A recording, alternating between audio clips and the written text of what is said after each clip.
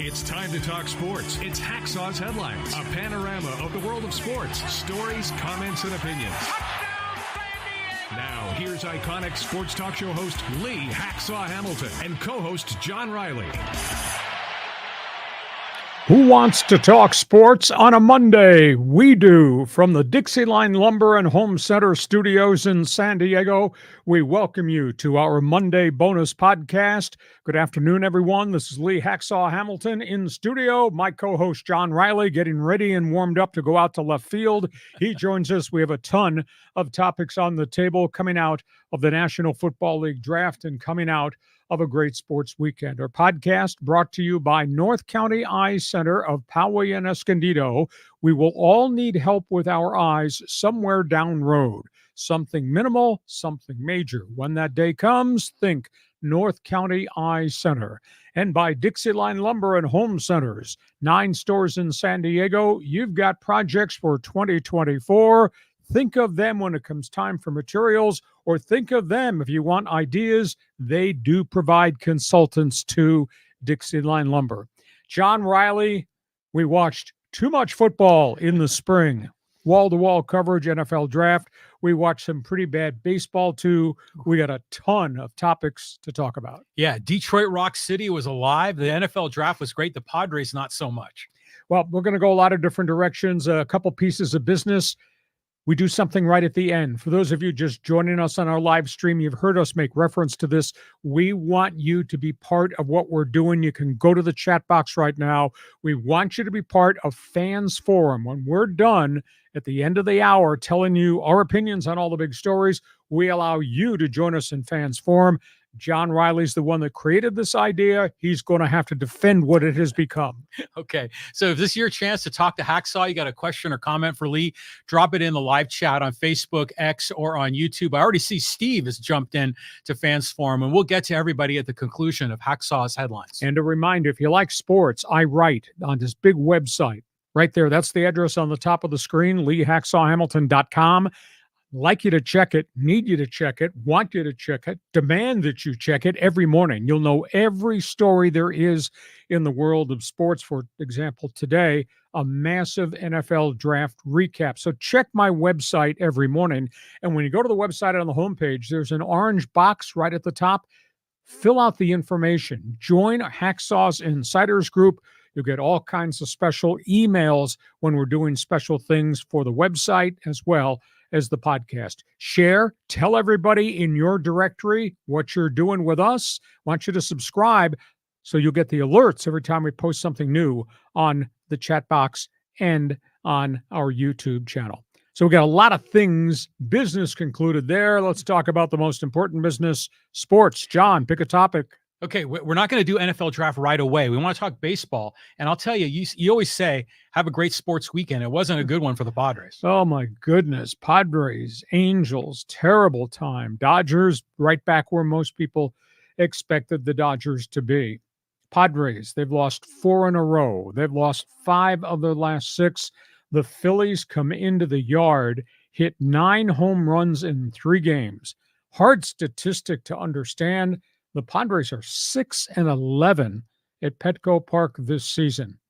Michael King, if it's not walks, it's hits. If it's not hits, it's home run balls. He's given up the most home runs of anybody in Major League Baseball, John. He's given up 10 bombs already this season. And, of course, he got smoked over the weekend by the Philadelphia Phillies. In 36 innings, Michael King, 10 home runs, 53 guys on base in 36 innings. He's had a couple of good starts, and then he's had just some typical really bad starts. You got that issue. Yu Darvish has thrown 1 bullpen to test the neck ailment. No decision yet whether he gets the ball Tuesday, whether he gets the ball Thursday, whether he stays on the disabled list. And then there's Joe Musgrove. 4 bad starts in the 7 outings this season. In the 16 innings through those 4 bad starts, Joe Musgrove has given up 6 home runs, has given up 36 guys on base. He's got an ERA of 11.25. There's something not right with Joe Musgrove. He says it's not physical. Maybe he just needs an extra day's rest between starts to aid in his recovery. And then there's Philadelphia. They've won 10 of their last 12 in 29 games this season. The Phillies have hit 37 home runs in 29 games this season. So that's my summary of where Padre baseball is. Suddenly, pitching seems to be a problem again. And John Riley says, I'm wondering about Michael King, because when we got him in the trade, everyone's like, hey, this guy be a number 3 starter. Well, now he's a number 4 since we got Cease. But they're teeing off on him. I wonder if the Yankee fans are like, yeah, good riddance. We snaked you on that deal for Juan Soto. I mean, what's your take? Well, each of the 10 home runs has come on a fastball that he's put right down the middle. So movement has become a problem. His fastball's only been at 94 miles an hour. I didn't realize how many walks were involved with his pitching repertoire when he throws. There's bulldog in him. There's no doubt that he competes out there on the mound, but he's getting lit. He's getting lit a lot. Now, I said way back when the trade was made with Soto, did they get the right pitchers in the deal? Because the pitcher I wanted was Clark Schmidt. I knew about Michael King. Padres could not get access to Schmidt. They elected to take King because of velocity and tenacity and some of those intangible things. But man, to give up 10 home runs already, I mean, that's like a pace for 45. That's Lance Lynn numbers. So there's an issue there. I don't know what to make of Musgrove. He says he's not having issues with the shoulder. He shows flashes of velocity, but his location is all over the place. The fact that he's had to get away from that hard slider to adopt something different, that something different he's not been able to locate it. And he is really scuffling. I mean, those 4 bad starts, 11.75 ERA, that's not vintage Joe Musgrove. So they got some issues there. Okay, we go from that. Let's talk about the Dodgers. The Dodgers have won 6 of 7, and they're hitting the hell out of the ball. Despite the pitching woes, the Dodgers are doing really well, but there's always a but. There's now another issue with Walker Buehler. He's gone through 4 rehab starts, and they wanted him to go from A to AA up to AAA in the rehab starts. His last start in Albuquerque, he lasted only 4 innings, 5 runs, 7 hits, struggled with his location, 86 pitches along the way. I don't know that he's ready to rejoin the Dodgers. The Dodgers don't know when he's ready to pitch at the major league level. His velocity seems to be down again. So this is a real iffy proposition. He, of course, is one of 9 Dodger pitchers on the disabled list. Walker Buehler. I mean, we're going to see this guy soon. I always thought he was a great pitcher, but it just goes to show you this epidemic of elbow injuries all across the league. And his second surgery in his career. So what about the other guys in the Dodgers, like Dustin May? Are we getting any updates on him? He's not doing anything except long toss and weight work. He's not quote been back on the mound yet. So they were thinking June 1. I don't know if there's been a delay there. Kershaw has always been August 1st that we know. There is no Tony Gonsolin. He's gone for the year with the knee replacement ligament issue. They think that Blake Trinan is close to coming off the disabled list, but they just got so many guys on the disabled list, and at this point, they've kind of drained everybody out of Oklahoma City, and they just moved one of their young pitchers to the 60-day DL. So they're a little bit wafer thin right now because they don't have anything left at AAA to bring up, and the young kids, the Gavin Stones of the world that they're forcing out there, they're having as many bad innings as they're having good innings. And Bobby Miller is still on the disabled list too with the inflammation in his shoulder. So suddenly the Dodgers, despite the payroll and with their great bats, Dodgers, they're going to have to outslug people, I think, to win a pile of games. What about our guy Gratterall? Remember Gratterall comes off the mound like this. He's like always firing up and sticking Manny. He's hurt too, right? Yeah, he's on the DL. He's coming off right now doing this. Pray that I can get better. He just had a setback about a week ago. Right. And they shut him down for a second time since spring training. I think he's got a lat issue in the back of the shoulder, and those things don't heal by next week. So Dodgers are really struggling. Speaking of the word struggling, disastrous homestand for the Angels. They're now the team that Artie Moreno and John Carpino sanctioned to put on the field, the team their general manager signed all those one-year refugee free agents. 3-9 at Anaheim Stadium. Ooh. Attendance is down more than a third to the start of this season, and they got killed by Minnesota. They got bombed by Minnesota. They got outscored 38-12 in 3 games by Minnesota. Minnesota. The Angels starting rotation is in a state of collapse right now. Outside of Reed Detmers, nobody's getting anybody out. And if that's not enough, your guy, Anthony Rendon, now he's got a torn hamstring. He's on the DL for a long period of time. 4th year in a row, he's had a major, major injury. Angel baseball's just a disaster. Yeah, it's incredible. I mean, and Rendon is a disgrace. I mean, everything that guy has been through, and now another injury. He's hijacked and jinxed as well. Do you ever see a scenario where the Trout could get traded from Anaheim? Well, if he stood up and said, enough is enough, I've given you everything, it has not worked, I'm going to give you the opportunity to trade me to a select city, and maybe you can rebuild this with the group of young players you might get back.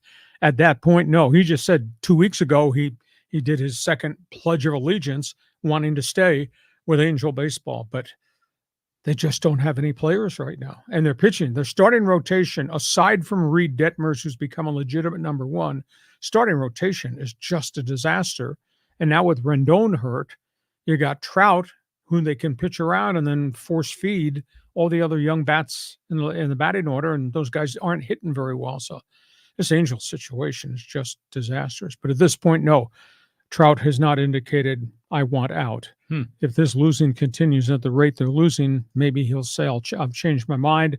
I'm going to try to help you get better. Next baseball topic. Okay. Oh, going around the major leagues here. MLB notes. Look at these teams here. No bats, big bats. Let's talk about Philadelphia. Man, you play them, it's like home run derby. Oh, I could understand it if all the games are at Citizen Bank Ballpark in Philadelphia, which is a bandbox. But they're doing this on the road. So they played 29 games. John, how about these stats? 37 home runs in 29 games, 80 extra base hits in 29 games this season. Now, granted, dudes do strike out a lot. They got 241 strikeouts in 29 games. I mean, do the math. What's that, 8 per game, kind of? Yeah, kind of. So you got that. But they do have Wheeler. They do have Nola. They do have Suarez. They're 3 deep in the bullpen. That's a really good Phillies team. Next topic, Baltimore Orioles. Look at that logo. They sent the kid, the phenom, the number 1 pick, back to AAA. We talked about Jackson Holliday, the son of the legendary Colorado Rockies star Matt Holliday. He was hitting the daylights out of the ball at Norfolk and AAA International League. Came up here, went 2 for 36, 18 strikeouts. So steep learning curve. They're not going to force it. They sent him back to Norfolk, let him continue to hit. He'll figure out the strike zone, etc. Third logo there, Toronto Blue Jays. You have to explain this one to me. When you've got a lineup that includes Vlad Guerrero, Bo Bichette, Kevin Biggio, George Springer, and the just signed Justin Turner, how come you have a 226 team batting average? And how come runners in scoring position, the Jays are hitting 197? How is that possible? Here's what I got in an email from a Blue Jay beat writer. There's been a lot of construction in downtown Toronto around what used to be the Sky Dome. Mm-hmm. And when the roof is open, it changes all the dynamics of Rogers Place. And they played a lot of games with the roof open. They say the wind currents are really weird now because of all these buildings that have gone up in the megaplex around the Sky Dome in Toronto. So that may be an explanation. They just have to close the roof. But how can you have a team of that many proven bats hitting 197 with runners in scoring position? And if you think that's bad, then there's the White Sox. They're 6-22 on the season, and their situation is just not improved. Their team batting average going into Sunday's game, 198. Team batting average, 198. Can you believe that? And of course, they don't have very much pitching because they sent Dylan Cease to the Padres. They do have Mike Clevenger, and that hasn't helped them very much. So interesting MLB baseball stats. And John Riley says, I say the Blue Jays cannot blame the roof on the stadium. I mean, that's just insane. But yeah, there is a lot of construction around there. We were visiting in Toronto a few years ago, and it's right there next to the CN Tower, which is right by the stadium. It's a great venue there in Toronto. But it is weird that they're not hitting, because that's what we all thought they were going to be. They were going to be this really potent lineup. as far as the Phillies go, those guys are just, I mean, they're everything we thought the Padres were going to be. And they're hitting the bombs. They got all the energy, all the enthusiasm. I mean, tip of the hat to them. They got great pitching. You know, it was just 2 years ago. We thought we were like on the cusp of going to the World Series. We lose to Philly, but now we're completely outclassed. We haven't been the same since that series. No. And Padres are 6-11 at home. At home, Petco Park. Yeah. Home field. No advantage there. So that's the summary on baseball. If you're a baseball fan and you're with us now on our podcast on live stream, hey, join us in Fans Forum. Just shoot us something in the chat box. You got a question, we got an answer. You got an opinion, I want to hear it so we can respond to it. Fans Forum at the end. If you're a Padre fan or a Dodger fan or an Angel fan, feel free to jump on board. Did we watch a lot of football on the weekend? We sure did. Did your eyes fall out of your head by the 7th round on Saturday? Yeah, I could not see straight, could not link a noun and a verb. I couldn't sit in front of my computer and write. Nothing seemed to flow at all. But let's talk about the NFL draft, John. Yeah, I can see you doing that thing for the whole day. I mean, I can hang for the first round, but maybe not much after that. Well, if you read the best 15 minutes in sports that I wrote on my website today, what's the volume? How much information is there? Oh, it's loaded. I wrote all that. My eyes are about to fall out of my head. Let's talk about who had the best draft in the NFL. I'll take Chicago because of the brilliance of Caleb Williams. A lot of people think he's got a lot of Patrick Mahomes in him, but he's going to be surrounded by a ton of skill talent. And I think that's the unique thing. If you add that quarterback, and then they went and got Rome Odunze from the University of Washington to go with Keenan Allen, to go with DJ Moore, to go with 3 running backs. Hell, that might be the best offense the Bears have had since whenever. Yeah. Chicago's never had a 4,000-yard passing quarterback in the history of the franchise. Never. Going back to the 1920s. Really? Yeah. Well, you're a big Bobby Douglas fan. Let me throw it into the ground. Let me throw it in the sidelines, overthrow the guy. I mean, they've not had a lot of great quarterbacks. Jim McMahon, persona as he wasn't a great quarterback. So they think suddenly that they may have an awful lot of firepower. And when you got Caleb and now you got 3 deep at wide receiver and they got a pass catching tight end, you got 3 different running backs, and they were pretty productive last year with Justin Fields. Suddenly the Bears look different. So I think the Bears had a really great draft. I give Philadelphia a lot of credit. You know, they had a really crap finish to the end of the football season and a lot of unrest, players, coaches, Howie Roseman, the general manager. They made 9 trades during the draft. They traded down, then they traded up, then they traded down with other picks. When they got done, I thought they fixed an awful lot of what was wrong last year. And they got 2 cornerbacks right out of the gate that I think are going to be huge difference makers for Chicago. One kid was one of the best cornerbacks in the country, played at Tiny Toledo in the Mid-American Conference and stayed there. And I've seen video on him, on Mitchell, and boy, can he run, and he is rangy. And so I think the Eagles had themselves a really good draft. They also picked up, what's his name?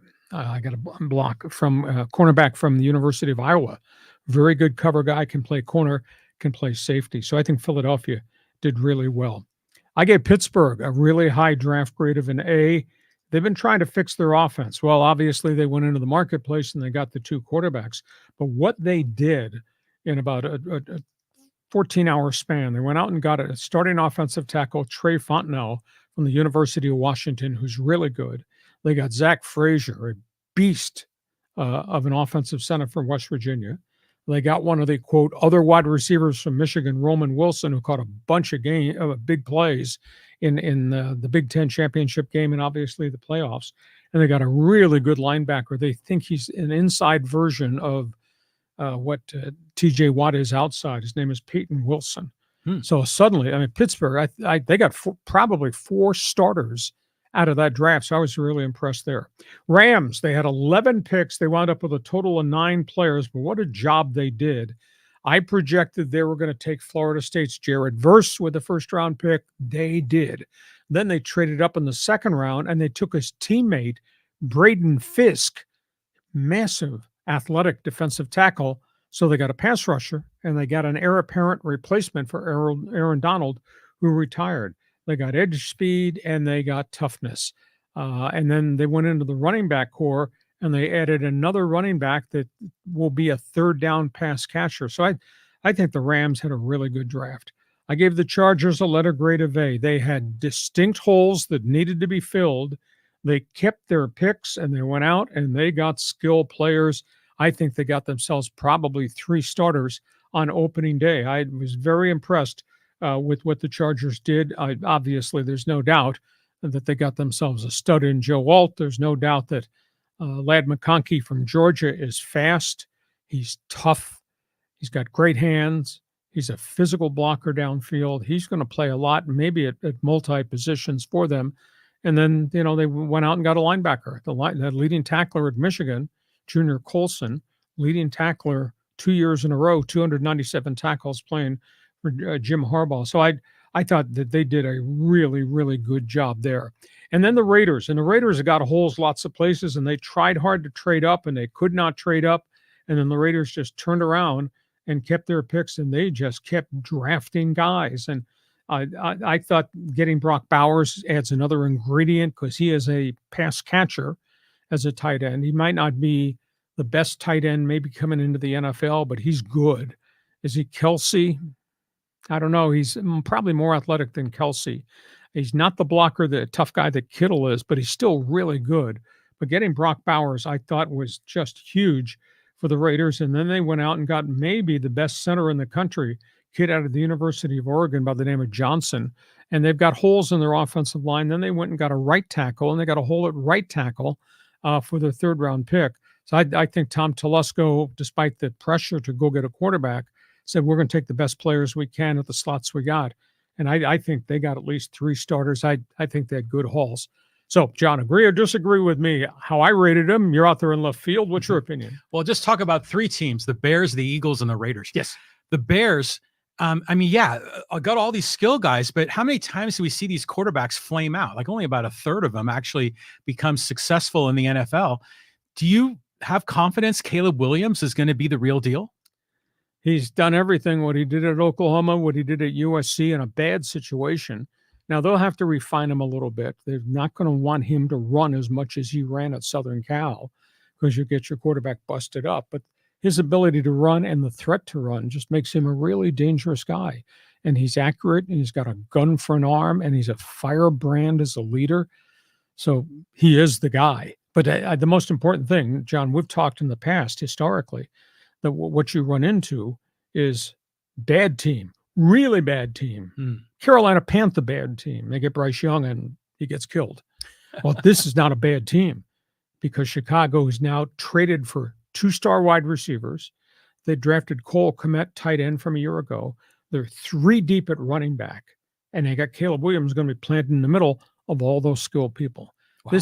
This is not the Carolina Panthers that he's going to. He's going to the Bears, who've got, I think, a lot of weapons around him. By the way, the Bears kick your ass on defense. So suddenly Chicago is going to be very, very good in the NFC Central. Yeah, going to be must-see TV, I think, in the NFC. The Eagles, Roseman always drafts well, doesn't he? Yeah. I mean, did he raid Georgia again this year? No, he went other places. He went to Toledo. I thought he did a really good job. Now, there's some internal chemistry issues there with that coach and what happened at the end of the season and how really badly they played at the end and whether guys were distracted, guys didn't play hard. There's going to have to be some maturity that's going to have to be instilled in that locker room. But again, Roseman just continues to stockpile players. He went out and he got 2 of the best college cornerbacks there are. So I thought that was a positive. Your spin on the Chargers and the Rams? Well, the Chargers, I like the Joe Alt pick. I think that was a terrific move right there. Funny, McConkey as a receiver. Remember there was a McConkey with the Giants? Like Phil McConkey, way back then from Navy. Yeah, was he like in the 80s or 90s? It's just kind of a fun name to say. So good, they got another wide receiver, filled some holes. That sounds great. I'm looking forward to Harbaugh and what he brings to the table. Man, freaking Sean McVay, man, that guy is just always kind of on the fringe, but getting things done, so that's impressive if you're an LA Ram fan. But I want to just about the Raiders is, remember when John Cooper was here from our lads, he said that he was getting vibes that the Raiders were like, okay, with their quarterback of Aiden O'Connell and Minshew. But they didn't pick a quarterback at all. Didn't that surprise you in the first round? No, because they tried, and I was told by a different NFL player personnel guy, one of the reasons there were few trades at the top outside of what the Vikings did is that the price to go up to the top 3, way too steep. And the teams who are trading back, geez, if I'm going to go from 3 to 12 or 3 to 15, that's too far a drop. Mm-hmm. So the mechanics of the deals didn't really work out. The Vikings only traded one of their number ones up a couple slots just to get the quarterback that they wanted in getting J.J. McCarthy. So that's why everybody projected there are going to be a hell of a lot of deals, but price to get up there was way too steep. Price to length you had to drop down if you made the trade, too far. And there were some stupid things that happened. The Chargers confirmed New England called them on the clock and offered 3 for 5. Or New England offered 3, give us Justin Herbert. Chargers are not Justin Herbert. Not going to do that. And then Minnesota called them at the last minute and said, we're willing to go to 5, or would you be willing to trade us Justin Herbert? And we'll give you our 11 and 23. Chargers said, no, not trading Justin Herbert. Not going to create another hole, a massive hole, or crater on a roster that's already got a lot of holes on it. Yeah, that's the whole reason Harbaugh's here. That's right. So that's where we are. So that was the good draft. Let's talk about the other end of the spectrum. Yeah, look at these teams. The Falcons got to be number one to discuss. Atlanta has called 2 press conferences since they did this, and they've not said anything that makes any sense. Atlanta needed pass rushers. Atlanta needs defense. And Atlanta, instead, at 8, reached and took Michael Penix.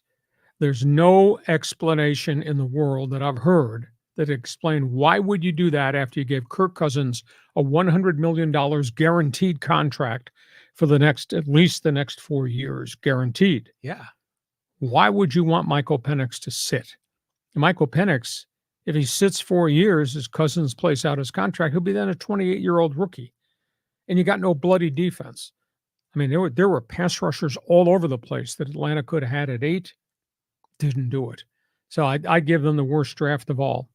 In Dallas, they got bad salary cap issues, but they got holes on their roster too. They desperately needed a running back, and they bypassed all of them, including Jonathan Brooks at Texas, who they met with last Friday and sent him through another physical. And he, of course, had the major knee injury, even though he did have a 1,000-yard season before he got hurt at mid-seasons.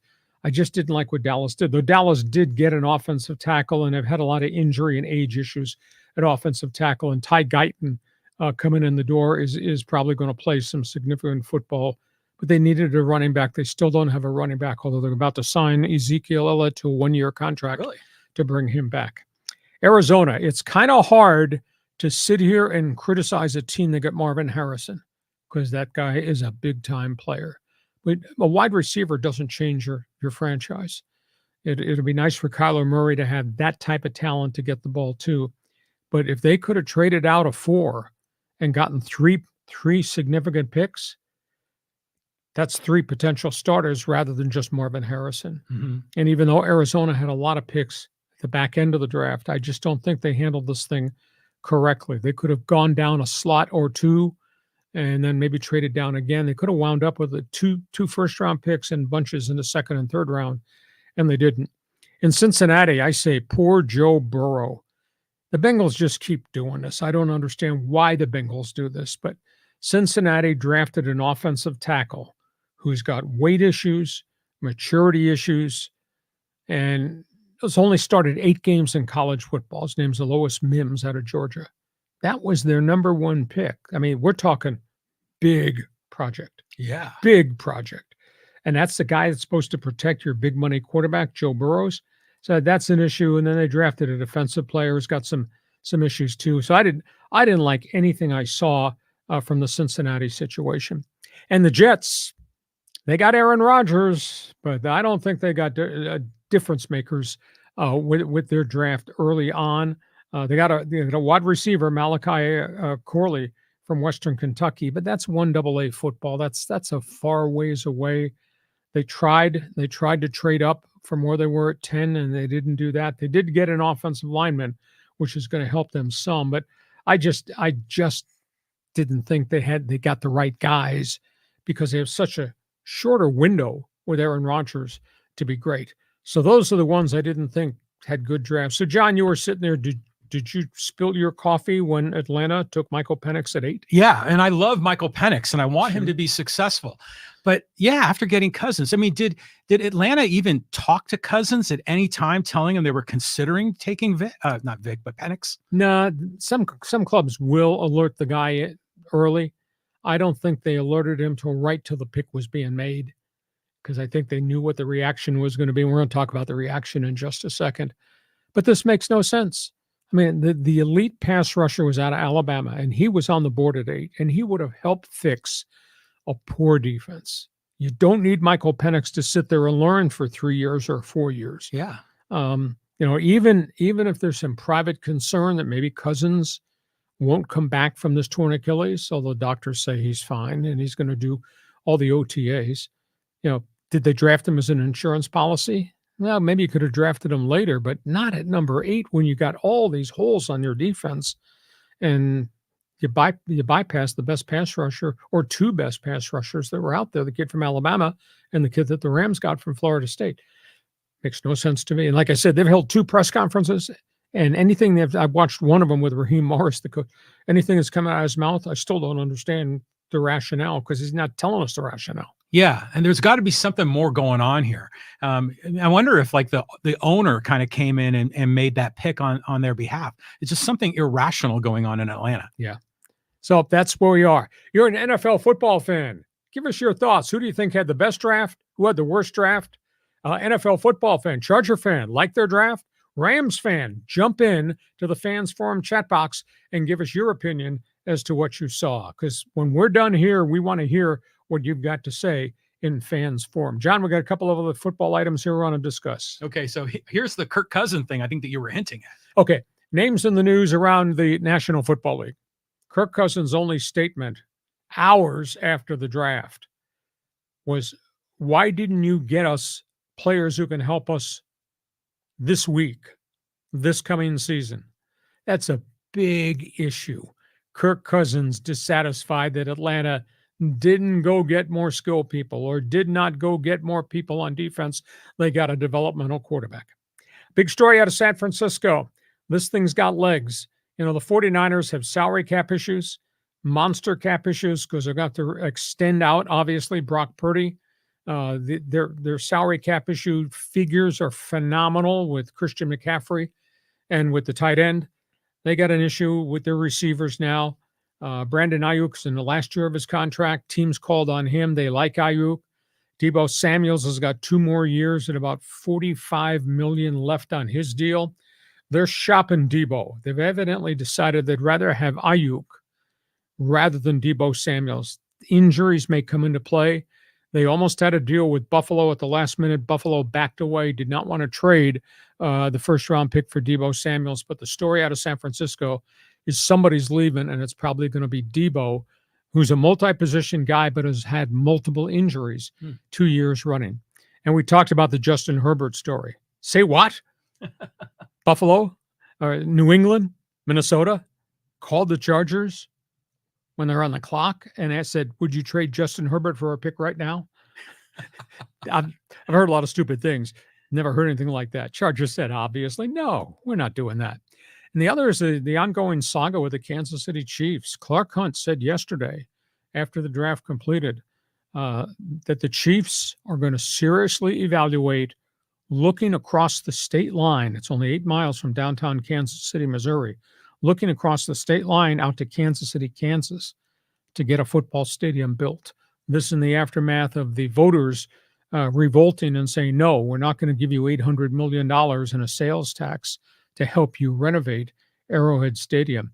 Now, they've still got 6 years left on their Arrowhead lease, but in 6 years window, you can make a deal across the state line to build a stadium. So somewhere down the road, we might be doing this podcast talking about the Kansas City, Kansas Chiefs leaving Arrowhead Stadium because they don't know how to come up with the money, and they're willing to put a whole pile of their own money into the renovation. But they wanted the sales tax that was already in place extended so they could use that revenue to help pay for the renovation. They're going to pay for half the renovation, but the voters in Kansas City said no. So it might be the Kansas Chiefs going forward. So, John, do you want to respond to Kirk Cousins? Yeah, the Kirk Cousins thing is just bananas. I mean, I'm still having a hard time digesting that. But let's talk a little bit about the stadium. For the Chiefs, didn't they just redo Arrowhead not too long ago? Wasn't it like rebuilt or refurbished? It's been renovated twice. The last time was in, I want to say, 2002. That's when I was in there. Mm-hmm. It was like a $245 million renovation. It was fabulous. But that's 20 years ago. Yeah. If not more. And the fact that they're willing, Clark Hunt's willing to put half of his money into this renovation pot, in addition to the continuation of the sales tax. And the people said, no. I wonder if the people in Kansas are willing to pay. You think so? Is there like a sales tax over there in the other state now? Well, from what I gather, there are plans to help finance. Either they're going to build a stadium for the Kansas City Royals, or they might build a stadium for the Kansas City Chiefs. Mm-hmm. Somebody, I would bet, is going to wind up on the other side of the state line. You know what I really like about Arrowhead, and it's just kind of a weird thing, is their big screen is in the shape of an oval, like a football kind of. And that always kind of caught my attention. And it's been like that forever, hasn't it? Yeah. Well, a lot of that stadium was constructed for the AFL Kansas City Chiefs. Mm-hmm. And then what they did was they added skyboxes, and then they raised the skyboxes, raised the seating above the skyboxes, and put a second layer of skyboxes there. And then they did stuff at both ends. They enclosed the stadium. It's a great venue. It's a bowl. I mean, you are sitting and you are looking right down and you are on top of the field. It's a very, very unique football-only venue. You're looking live at Kansas City. You know, the other thing about Herbert is amazing. Imagine trading Herbert with the clock ticking in the draft and having to make an impulse decision like that. I wonder if New England was hoping to maybe get the Chargers off guard or something. Could be, but we all know what that young man has accomplished in that period of time. For 4 years now with the Bolts, statistically, without a good team around him, or with a team that's always been hurt. Whether he's losing all of his receivers, 1 year he lost all of his offensive linemen, another year, his whole defensive line was a disaster. No, Chargers say no. Yeah, and you wouldn't do a deal like that in the snap of the fingers. Buffalo says. Yeah. Or New England says, we'll trade you 3, give us Justin Herbert. So give the Chargers 3 and 5. It's got to be more than that. Yeah, exactly. You want to give me 3? You want to give me your second round pick? You want to give me next year's number 1? Maybe you want to give me 3 number 1s? Those are the kind of prices you pay for a bright young quarterback that's under a long-term contract that's been very successful. Yeah, well, I think even if they offered the mother load, you still don't take it, because it's so hard to get a good quarterback, and you finally got one, and you have to roll the dice on, maybe hoping Bo Nix is your savior. Yeah, it's crazy. I mean, I don't think I've heard anything like that just happening, because they had no conversations with New England at all. All of a sudden, New England called you when you're on the clock. It was 10 minutes, 12 minutes between draft picks? Something like that, yeah. No, can't do that. Okay, we get to halftime. You got opinions about the topics we've just put on the table? You need to jump into the chat box right now. Fans Forum chat box is open. Halftime. Our podcast is brought to you by DIXIELINE Lumber and Home Centers. 9 stores to serve you in San Diego. I bought windows from them. He bought a front door from them. He's in the middle of renovations and projects. You got some spare time, you might come over here and help him move boxes out of his family room so he can put decking in there. You got projects. These guys have the supplies. These guys have the answers. These guys have the creative juice to help you. It's our best friend, DIXIELINE Lumber and Home Centers.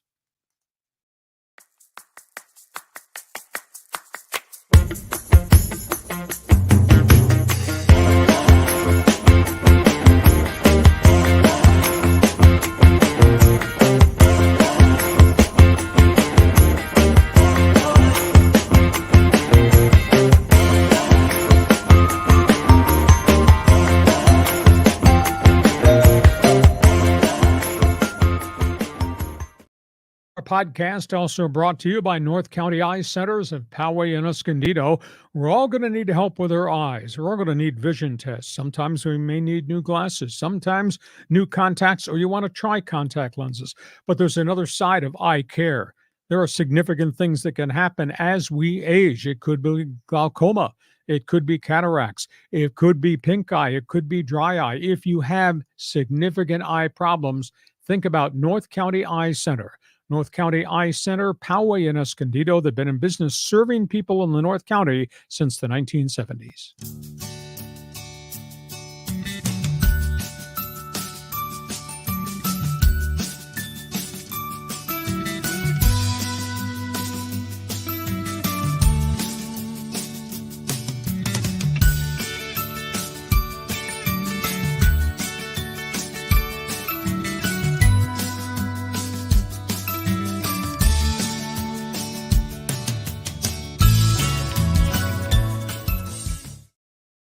And as we go to the second half of our Monday bonus podcast, we welcome in everybody from our O Canada network out of Winnipeg. Thanks for joining us, and you're invited to join us too on Fans Forum. John, for everybody that's with us on live stream, a lot of people just jump into the program. They hear Fans Forum. They don't quite understand what it is. So explain yourself. Okay. So yeah, if you got a question or comment about anything in the world of sports, now's your chance to talk to Lee Hacksaw Hamilton about it. It's just like sports talk radio. Instead of a phone, we're using the chat line. So if you've got a question or comment, drop your take in the live chat on Facebook, YouTube, or X. It appears here on our screen. We'll get you involved in Fans Forum at the conclusion of Hacksaw's headlines. And I want you to check my website every morning. I write on it. You won't believe the volume of information if you're an NFL fan that I wrote.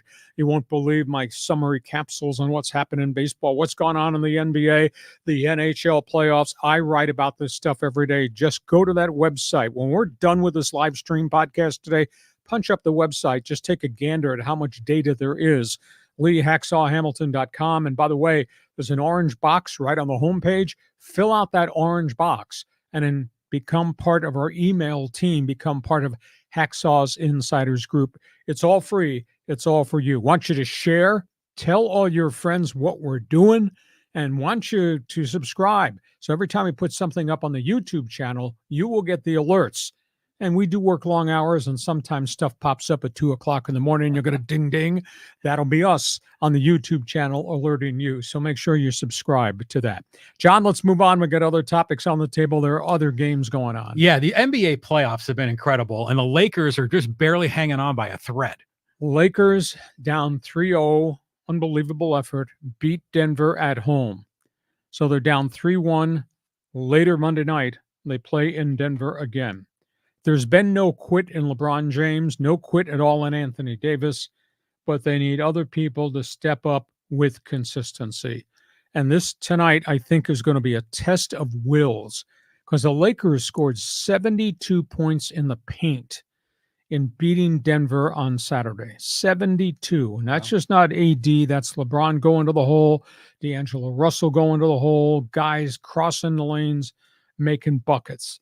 There's no doubt in my mind Denver's going to stand up and say, you're coming into this paint, you're going to get knocked down. And Denver may use some fouls along the way. It is fascinating, though, because you look at Denver. Denver looks like a tired team. Nikola Jokic just is huffing and puffing. Now, granted, he's big body, and he works hard, and he does run the court a lot. I think this game is going to swirl around what Murray does offensively, what Porter does offensively, what they get done with the Denver guards. If those guys come out blazing, I don't see how the Lakers are going to keep up with them. Clippers, no Kawhi. The season would not end. James Harden would not allow it to end. Paul George would not allow it to end.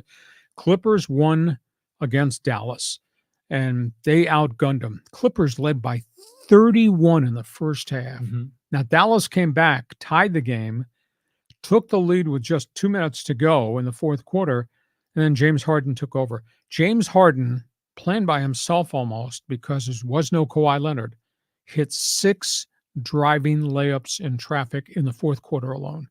And that was the difference to the game. Harden and Paul George combined for 66. They each scored 33 points in the game. They withstood Kyrie Irving's 40. Luka Doncic, he looks gassed, and he's got a bruise on his knee, and he's just not the same player right now.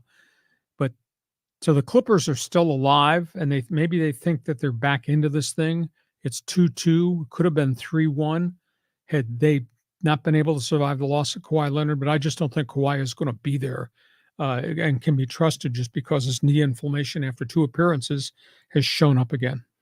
Well, I think the Lakers are going to probably be done after one more game. I think they put everything on the table to win game 4. And after that, I think they're going to be done. The Clippers game against the Mavs was very entertaining, especially at that big lead, and it kept getting smaller and narrower. I was impressed with Harden. And it wasn't just the layups. It were the floaters in the lane that were just so accurate. It was incredible. Do you think there's any chance Kawhi can come back in this series? Are we going to see him again? I don't think so. I mean, he played 35 minutes first game. I think the second game he played 25, and then boom, he's got all the swelling in the knee again. There's something going on in there. I don't know if it's bone spur. I don't know if there's something with the meniscus, and that this is the knee that's had the 2 major surgeries. I just think there's a wear and tear factor. I think he's at 200,000 miles on that leg, and it may be that he's going to need an entire offseason to get healthy, but this thing keeps reoccurring. Yeah, I'm hoping he comes back. I'm all in on the Clippers. But I'll tell you what, Doncic, a great player. I mean, by the way, Kyrie Irving was unbelievable in that game. But Doncic was just bitching and moaning to the refs all game. Did you notice that? Yeah, he was getting banged a lot. And he wasn't able to play the kind of defense he played because he's got something. It's either a bruised knee or he might have hyperextended it.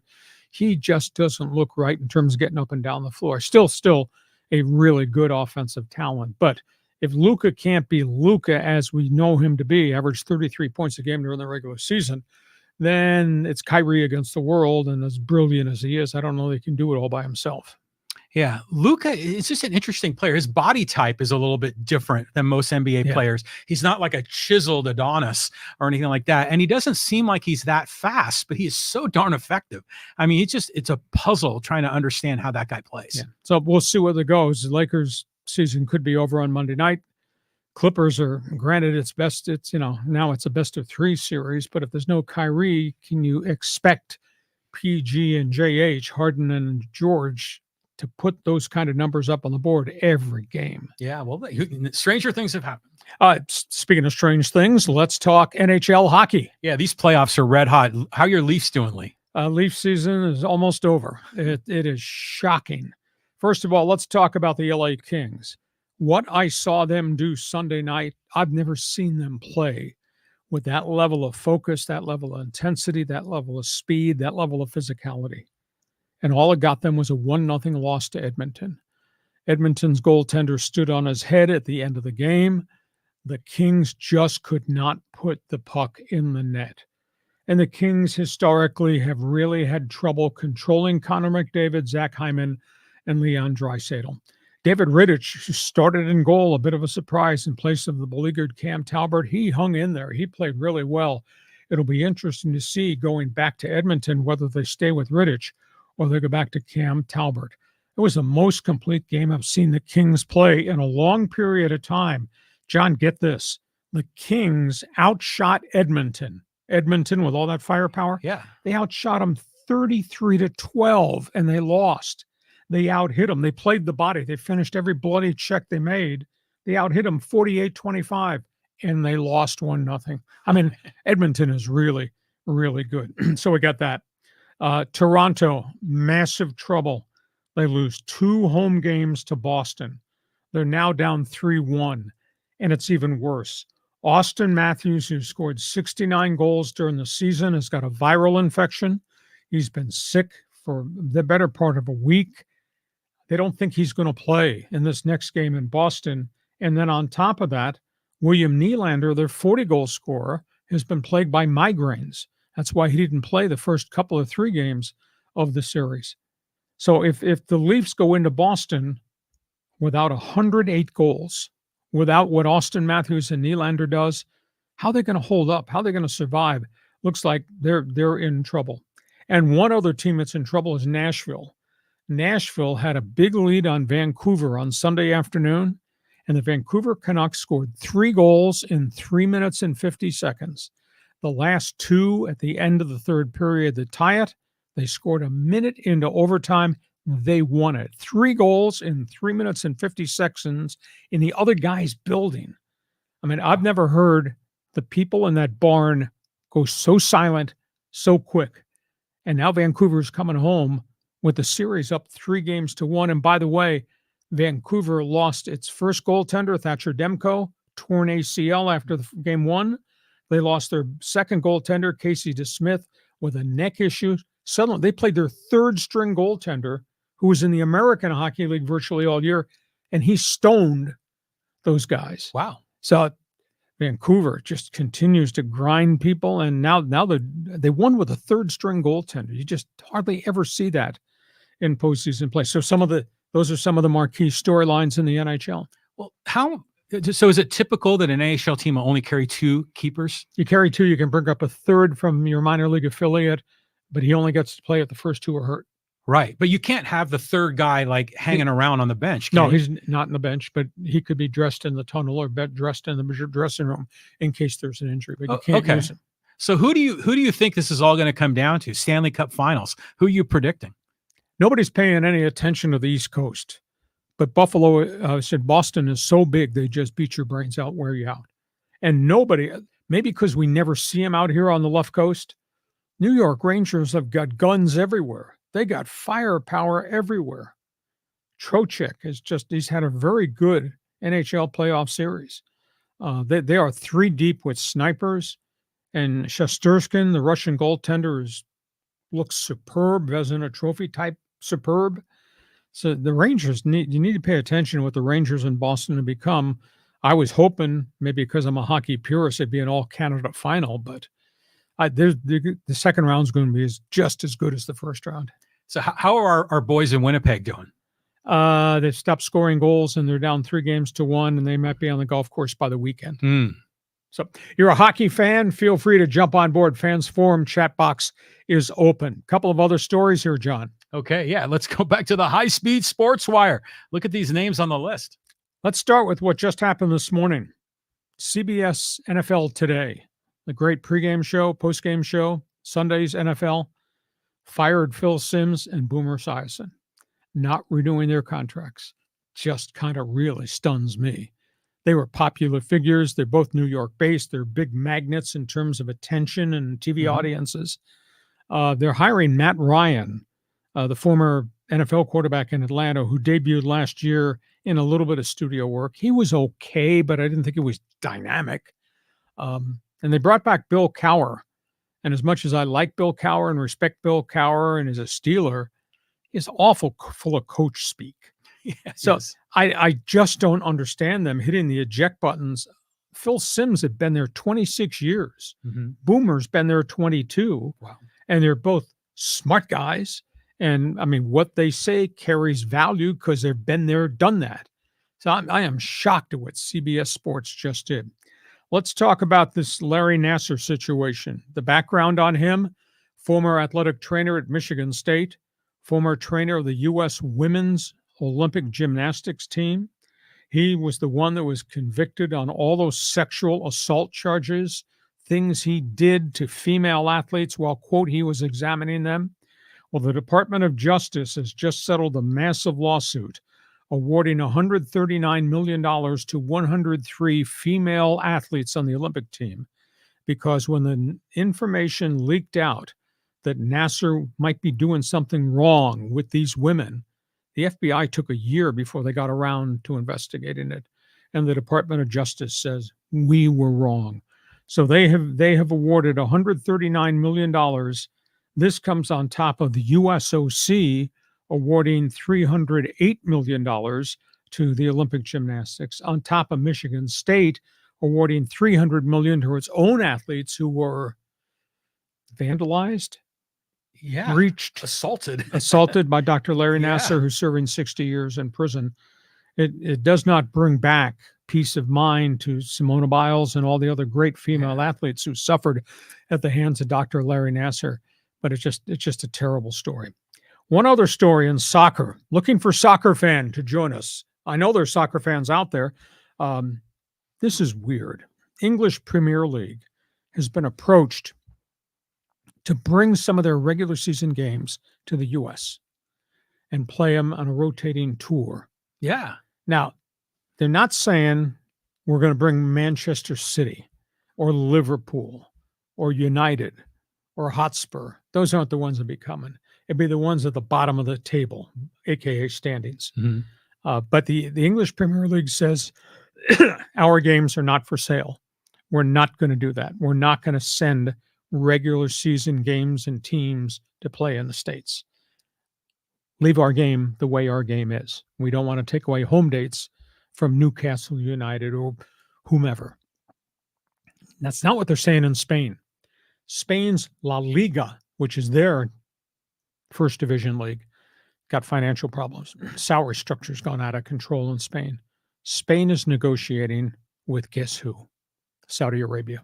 To take La Liga games, Barcelona, Madrid, take them and position them to play in Saudi Arabia for a big payday. Interesting. And of course, all that money would then go into the pool and be split amongst all the other teams, some of whom are having real financial trouble. So Spain, it may be that FC Barcelona, Real Madrid might lose some home games because La Liga would sell them to the Saudis, let them play over there in Riyadh or wherever. That's amazing. So, John, topics on the table. Like or dislike Phil and Boomer? First of all, those two guys are almost the same guy. Yeah. They're both quarterbacks from the same era, both with blonde hair. Phil Simms always is kind of a dud to me. I mean, Boomer, I've always liked more than Phil. But I think this is a good thing for CBS, get some young guys in there. It's a new generation. I mean, most young people weren't even alive when Boomer Esiason and Phil Simms were in the Super Bowl back in the 80s. So I think this is a good move, but it's a shocker for sure.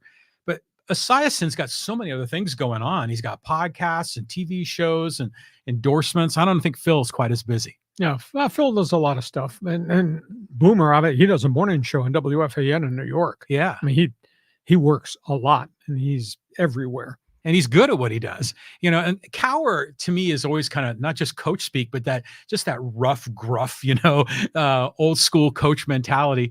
I mean, there's a lot of other coaches that'd be fun to have in there as well.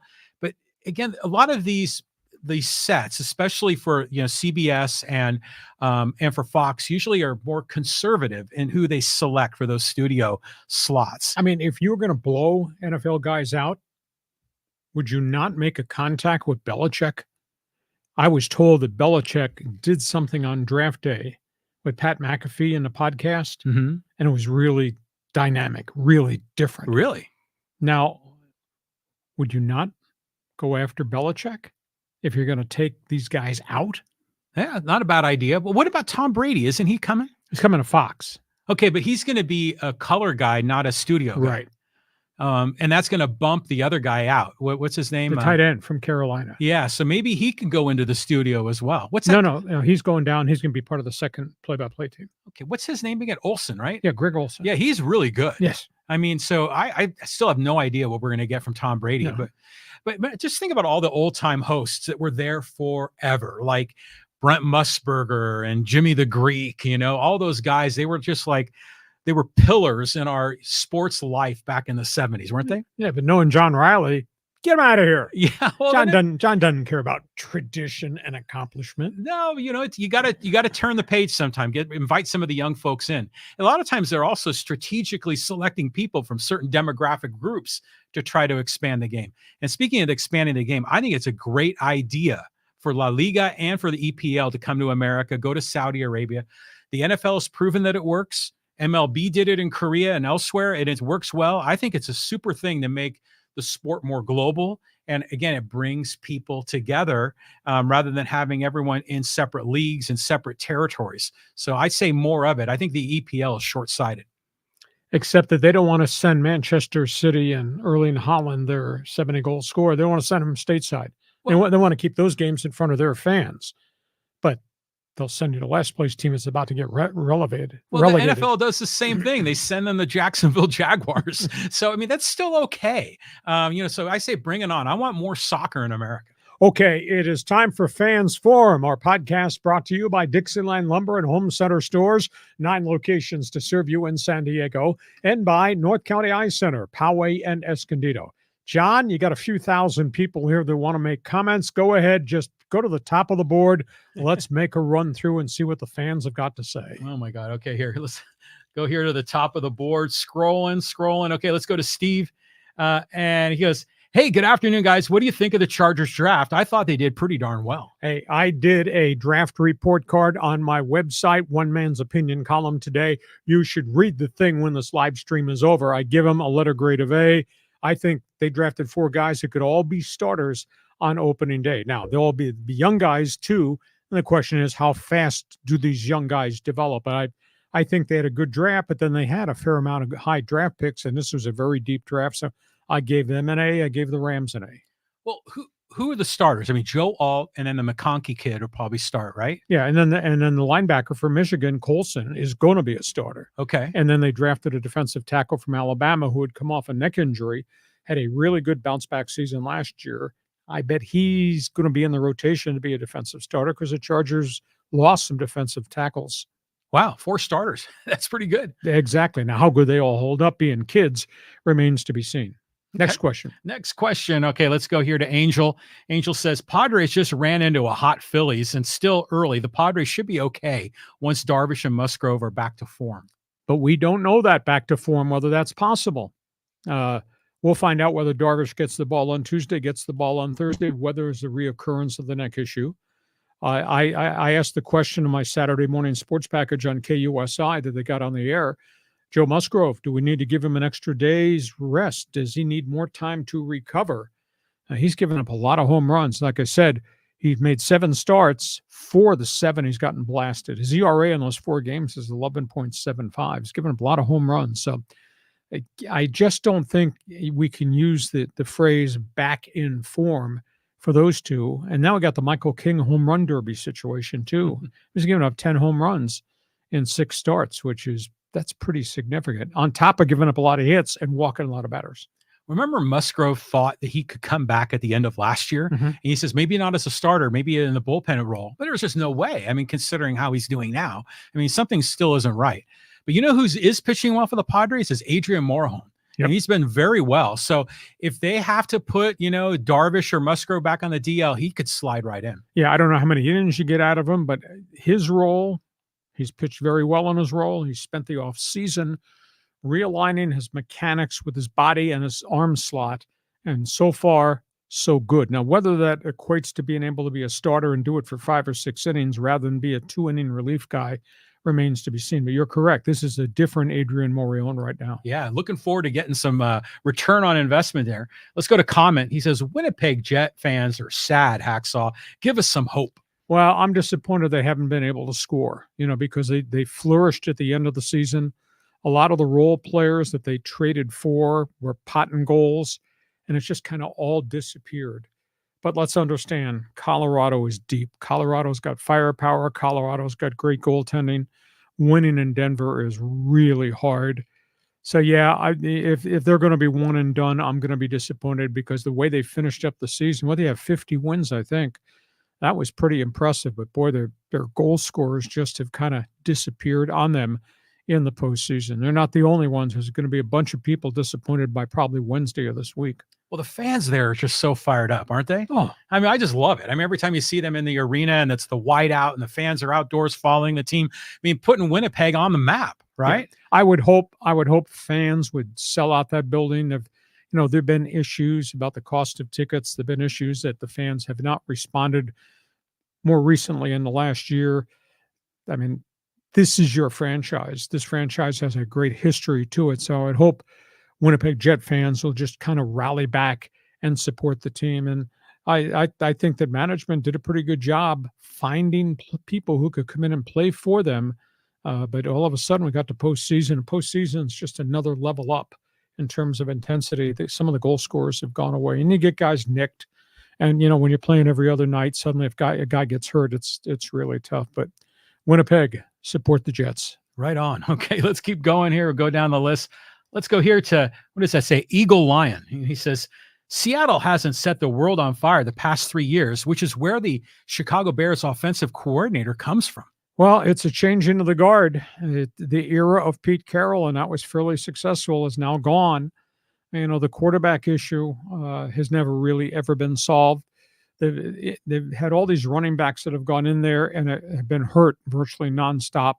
Granted, they do have 3 deep at wide receiver, but you got to have a quarterback who can get the football to them. So, they gave Geno Smith the extension to stay, and Geno's grown as a quarterback. But is Geno a big difference maker? Is the upper echelon that's going to elevate you? And, the Legion of Doom, they all got old and they all left. The Richard Sherman era, boy, that's a long time in your rearview mirror now. So a lot of work to be done. I guess I'm really surprised that they emotionally reached the end of the road with Pete Carroll, because I just think he was a dynamic leader, and they drafted a lot of players that he wanted that fit his system, and it kind of fell apart at the end. Do you know much about this offensive coordinator he's talking about? What kind of an offense? Because the Seattle offense was never very dynamic, was it? Well, it was back in the day when Russell Wilson had come from Minnesota. It was really good.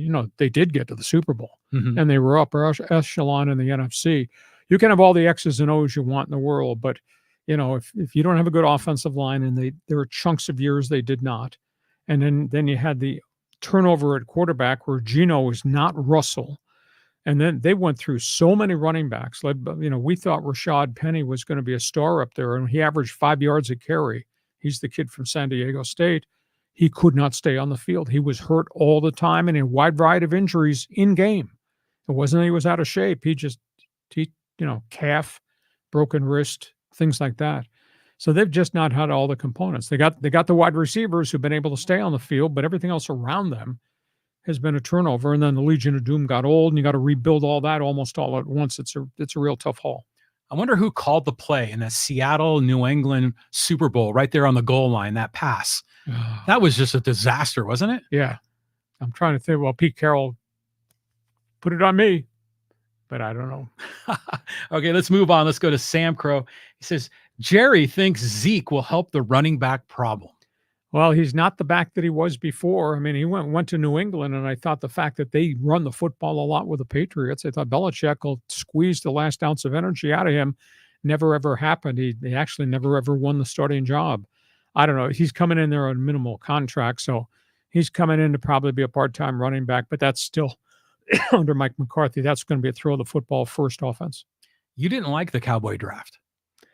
They had a desperate need at running back. When we were here last Thursday, I would have bet my mortgage they would have taken Jonathan Brooks from Texas, because that was a big-time stud running back before he had the knee injury right at the end of the season.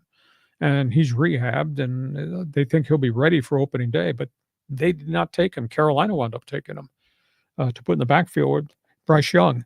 But they've had a lot of injuries in the offensive front. They've lost a couple of 3 players. Tyron Smith is finally gone, and he was their anchor at left tackle, the ex-USC Trojan for a decade. Their center, whom they drafted, is gone.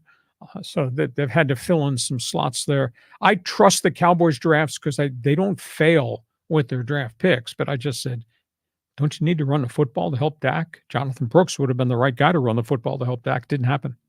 Why do the Cowboys always seem to choke in the playoffs? Is Dak Prescott really a Super Bowl quarterback, do you think?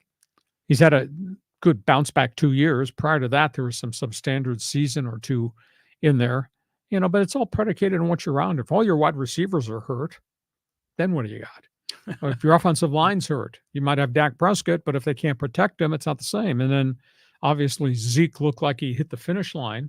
He wasn't the power back he was. They had Tony Pollard. Then Tony Pollard leaves as an unsigned, unrestricted free agent. So it's not always on the quarterback, although he's the focal point of the offense. It's what's going on around that quarterback. Yeah, the Dallas has had a lot of great quarterbacks in the day. Okay, here's a comment from Joey. He says, Hacksaw, you know all about Tom Telesco. You know I'm a Raider fan. Tell me how you think he did. Yeah, I gave him a letter grade of A. Joe, when we're done with this podcast in a couple of minutes, you go to my website and read my draft report card. It's on my One Man's Opinion column page. Read my draft report card. They had needs. They got players. So I think the Raiders, top to bottom, at least through the first 4 picks, I thought they drafted really, really well, and they filled holes that they had to get filled. That tight end's pretty good. You get Brock Bowers to go with Devontae Adams and the receiver on the other side, the kid that came from New England. All of a sudden, that's pretty good. Now, you might have a black hole at running back because there's no Josh Jacobs anymore.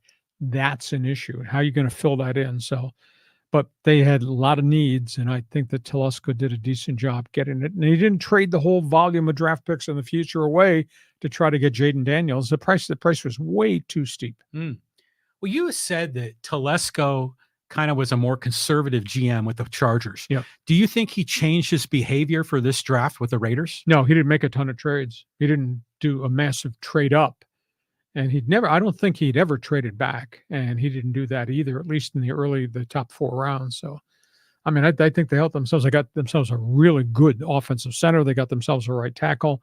They got Brock Bowers, and they got the defensive lineman too. So, good grade. But Raider fan, if you can read, if you have a laptop in jail, just go to my website and read my One Man's Opinion column today. It's right there posted. I'll tell you who did well and why, and who did not do well and why.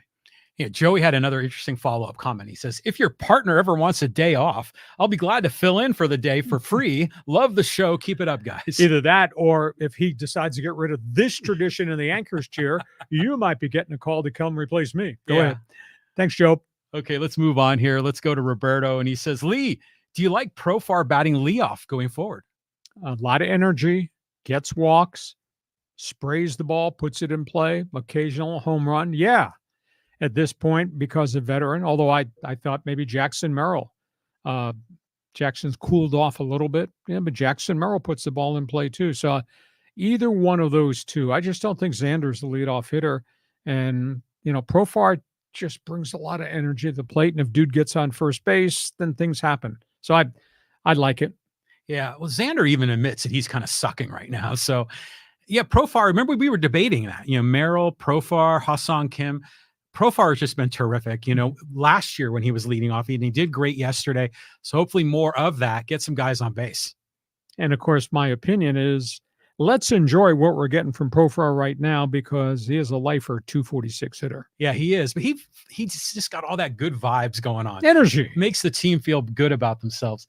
Okay, here, let's go to Conrad. And he says, how about the LA Rams draft, Lee? Rams just beefed up their defense and could be serious contenders within the next 3 years. They bounce back. They found an entire offensive line last year, and they slotted those guys in, and they all played, and they were kind of unique to the exception. They did not lose anybody to catastrophic injury in the offensive front, and usually that happens to everybody. So that group's there and got all that game experience, and you got Stafford they kept upright. That heavy-duty running back is back for his 3rd starting season. They drafted a 3rd down running back to go with him. So I just tend to think that the Rams, because they got the defensive end, then they got the defensive tackle, then they got the running back. And I don't know about the other. They had 11 picks, and I think they drafted 9 guys. I don't know about the other 6 that they drafted, but that's what OTAs and mini camps are. But I gave them a letter grade A. And when we're done, you go read what I wrote about the Rams on my website too. How do you think the Rams are going to fare in the NFC West? Maybe number 2? Yeah. I haven't given much thought to that. My brain is so clogged with names off the draft board. I close my eyes and I see names scrolling. Well, do you still have your clipboard with all the scribble that you always do every year? It's right over here. Yeah, perfect. And I haven't had a chance to sit down and actually go through pick by pick and slot it into each team. That's the next project on the equation. I love it. Hacksaw grinding back at home. Okay, let's go here to Hitman. He says, Kawhi Leonard needs to retire. He's hurt too much. Yeah, he's had a lot of bad run. And the quad injury was the beginning of it. He's had 2 knee surgeries on top of the quad injury. Hate to see it end this way because what a brilliant career he's been. He might be borderline Hall of Fame. He's such a good player. And we're always talking now about watch Kawhi hit this 3-point shot. Watch Kawhi put it on the floor and explode to the basket. We no longer talk about the size of Kawhi's hands and look at all the rebounds he takes down and look at the way he defends. I mean, this is a complete basketball player. And we saw him at San Diego State for an extended period of time.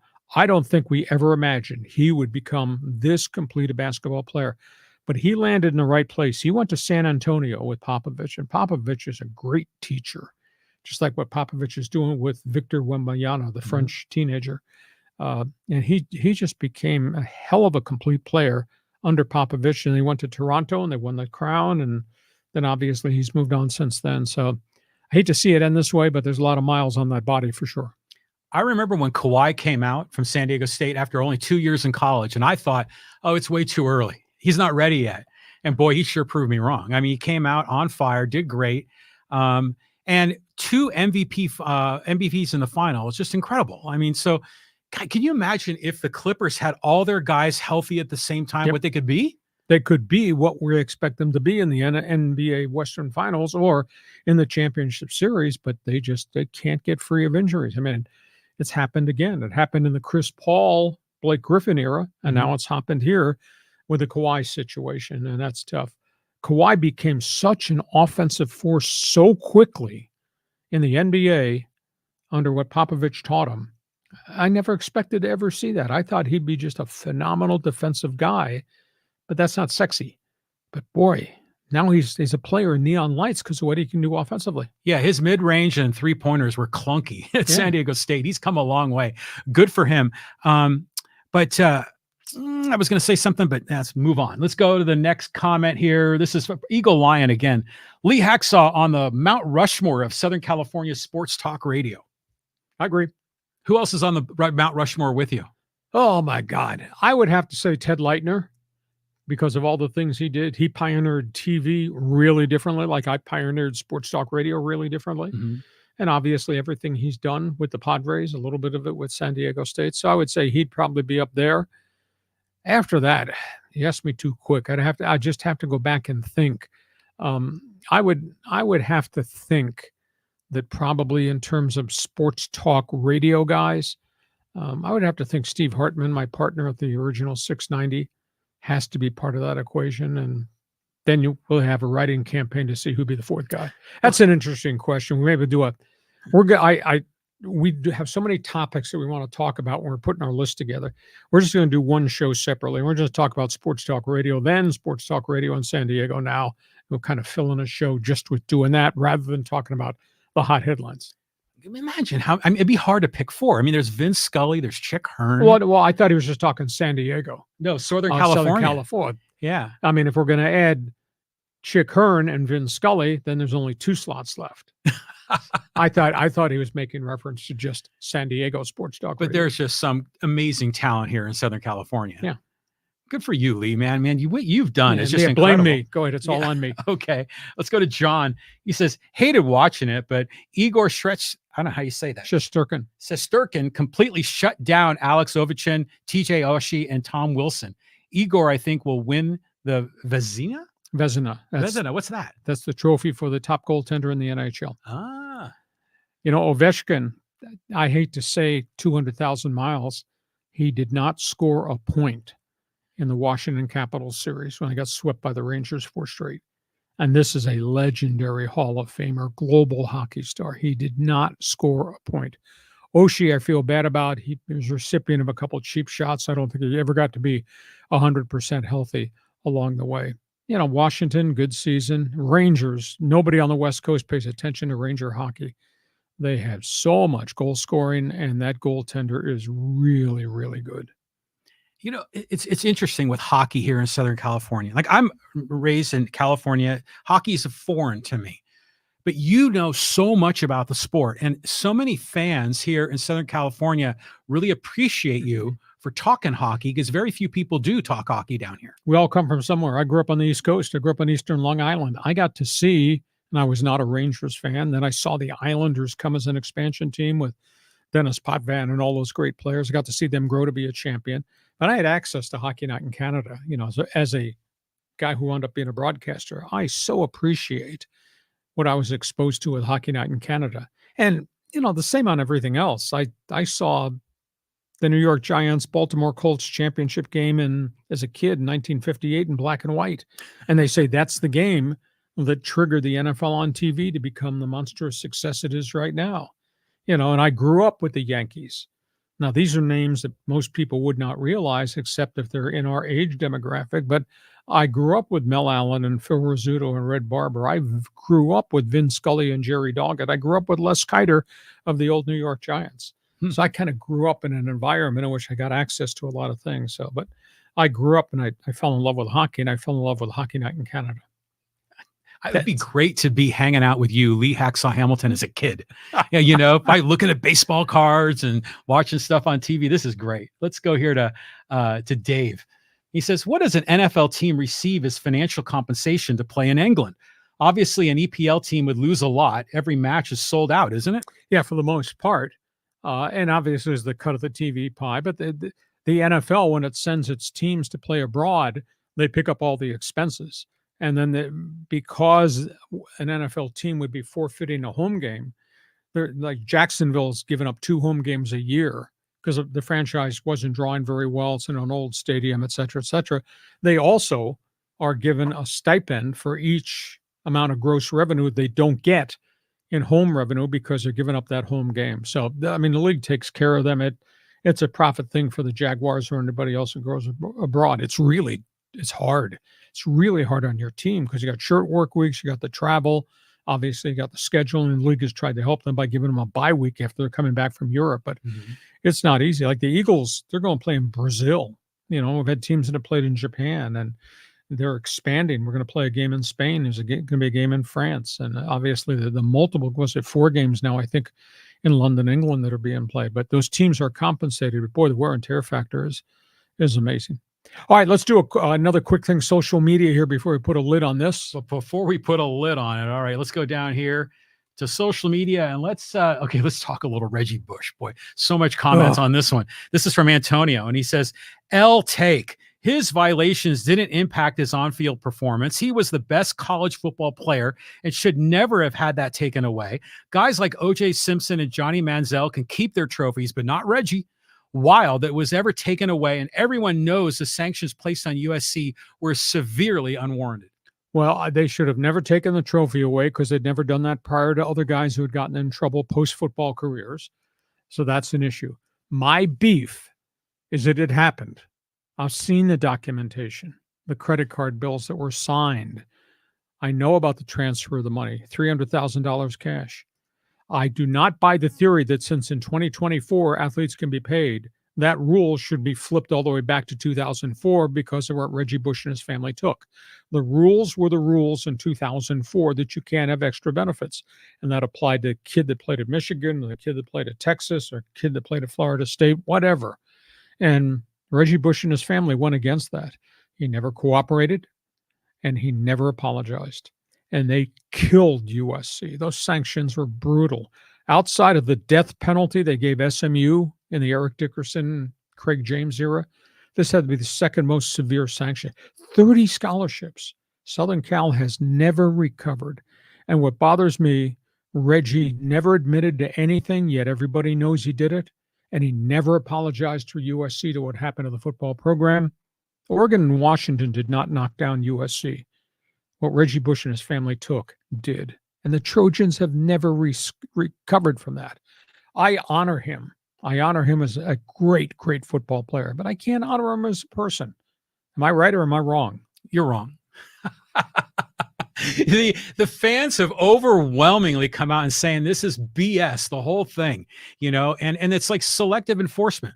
So Johnny Manziel, did he have his Heisman Trophy taken away? Did Texas A&M get sanctions? What about Cam Newton? He was at Auburn, right? Mm-hmm. I mean, what happened in that situation? Why weren't those two guys busted? I don't think they found deep enough dirt on them.